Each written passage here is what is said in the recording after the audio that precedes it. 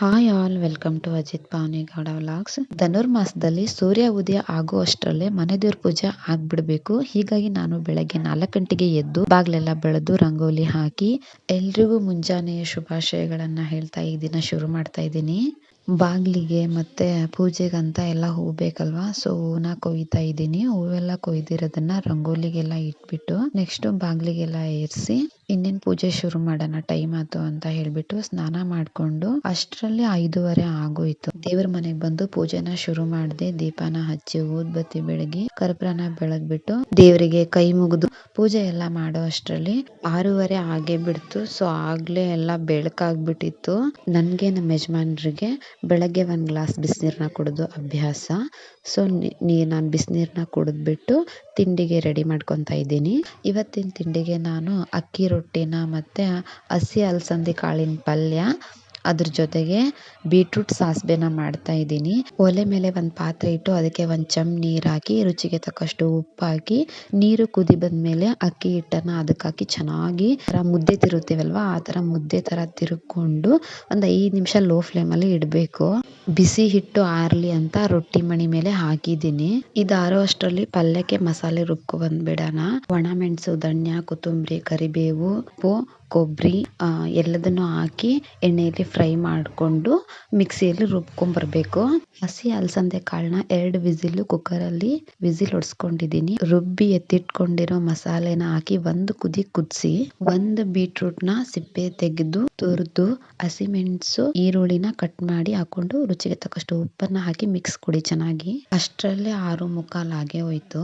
ಆಗ್ಲೇ ಹಿಟ್ಟೆಲ್ಲ ಆರಕ್ ಹಾಕಿದ್ವಲ್ಲ, ಅದು ಆರಿದ್ಮೇಲೆ ಹಿಟ್ಟನ್ನ ಚೆನ್ನಾಗಿ ನಾದ್ಕೊಳ್ಳಿ. ಈ ತರ ದಪ್ಪ ದಪ್ಪ ಉಳ್ಳೆ ತರ ನಾದ್ಕೊಂಡು ಆ ಮಣೆಗೆ 1 ದಾರನ ಕಟ್ಟಿ ದಾರದ ಸಹಾಯದಿಂದ ಈ ತರ ನಿಮ್ಗೆ ಎಷ್ಟು ದಪ್ಪ ಬೇಕೋ ತೆಳ್ಳಗ್ ಬೇಕೋ ಅನ್ನೋ ರೀತಿ ನೋಡ್ಕೊಂಡು ಆ ದಾರ 1 ರೌಂಡ್ ಈ ತರ ಹಾಕಿ ತೆಗೆದ್ರೆ ಸಾಕು, ಈಸಿಯಾಗಿ ಕಟ್ ಆಗ್ಬಿಡುತ್ತೆ. ನೀವು ಬೇಗನೆ ರೊಟ್ಟಿನ ಮಾಡ್ಕೋಬಹುದು. ನೋಡಿ ಯಾವ ತರ ಈಸಿಯಾಗಿ ಕಟ್ ಆಗಿದೆ ಅಲ್ವಾ, ತುಂಬಾ ಚೆನ್ನಾಗಿ ಕೂಡ ಬಂದಿರುತ್ತೆ. ನಿಮ್ಗೆ ತೆಳ್ಳಗ್ ಬೇಕಂದ್ರೆ ತೆಳ್ಳಗೂ ಕೂಡ ಕಟ್ ಮಾಡ್ಕೊಂಡು ಒಂದು ಪಾತ್ರೆಯಲ್ಲಿ ಹಾಕೊಂಡು ರೊಟ್ಟಿ ಮಾಡಕ್ಕೆ ಶುರು ಮಾಡಿ. ಸೊ ಇದು ನಮ್ಮ ಮನೆಯಲ್ಲಿ ತಿರ್ಗ್ಸೋ ಮಿಷಿನ್ ಇದೆ. ನಾವ್ 2 ಹಾಳೆ ಮಧ್ಯಗಡೆ ಎಣ್ಣೆ ಹಚ್ಚಿಬಿಟ್ಟು ಒಂದು ರೊಟ್ಟಿ ಉರುಳಿನ ಅದ್ರ ಮಧ್ಯೆ ಇಟ್ಟು ಅದು ಮತ್ತೆ ತಿರ್ಗಿಸ್ತೀವಿ, ಅವಾಗ ರೊಟ್ಟಿ ಈ ತರ ಆಗಿ ಬರುತ್ತೆ. ಸೊ ಬೇಗನೆ ಮಾಡ್ಕೊಬಹುದು. ತುಂಬಾ ಸುಲಭವಾಗಿ ಈ ಮಷಿನ್ ಇಂದ ರೊಟ್ಟಿನ ಮಾಡಬಹುದು. ರೊಟ್ಟಿ ಅಷ್ಟೇ ಅಲ್ದೇನೆ ಪೂರಿ, ಹಪ್ಪಳ ಕೂಡ ಇದ್ರಲ್ಲೇನೆ ಮಾಡೋದು. ನೋಡಿ ರೊಟ್ಟಿ ಎಷ್ಟು ಸಾಫ್ಟ್ ಆಗಿ ಬಂದಿದೆ ಅಂತ, ಸುಡ್ತಿದೆ. ಇವಾಗ ತಾನೇ ತೆಗ್ದು ಹಾಕಿದ್ನಲ್ವಾ, ಇದು ನೋಡಿ ಇವಾಗ ಎಷ್ಟು ಚೆನ್ನಾಗಿ ಬಂದಿದೆ ರೊಟ್ಟಿ, ಮೆತ್ತಗೆ ತುಂಬಾ ಸಾಫ್ಟ್ ಆಗಿ ಬಂದಿದೆ ರೊಟ್ಟಿ. ಕಾಳಿನ ಪಲ್ಯ, ಬೀಟ್ರೂಟ್ ಸಾಸ್ಬಿ ಸಖತ್ತಾಗಿತ್ತು ಕಾಂಬಿನೇಷನ್ ರೊಟ್ಟಿಗಂತ್ರುವೆ.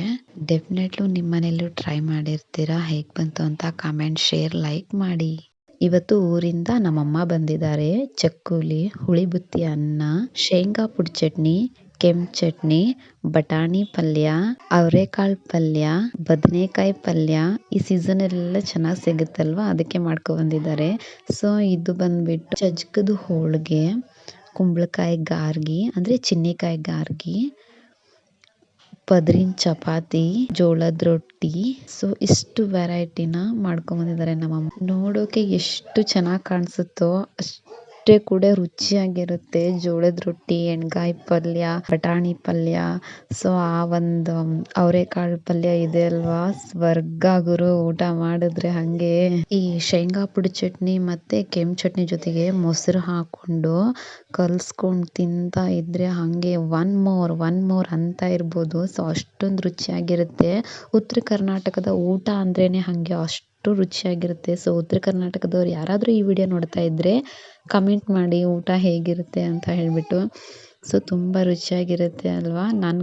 ನಾನಂತರೂ ಮಲೆನಾಡಿಗೆ ಬಂದಾಗಿಂದ ಈ ಊಟನೇ ಮರ್ತು ಬಿಟ್ಟಿದ್ದೀನಿ ಗಾಯ್ಸ್.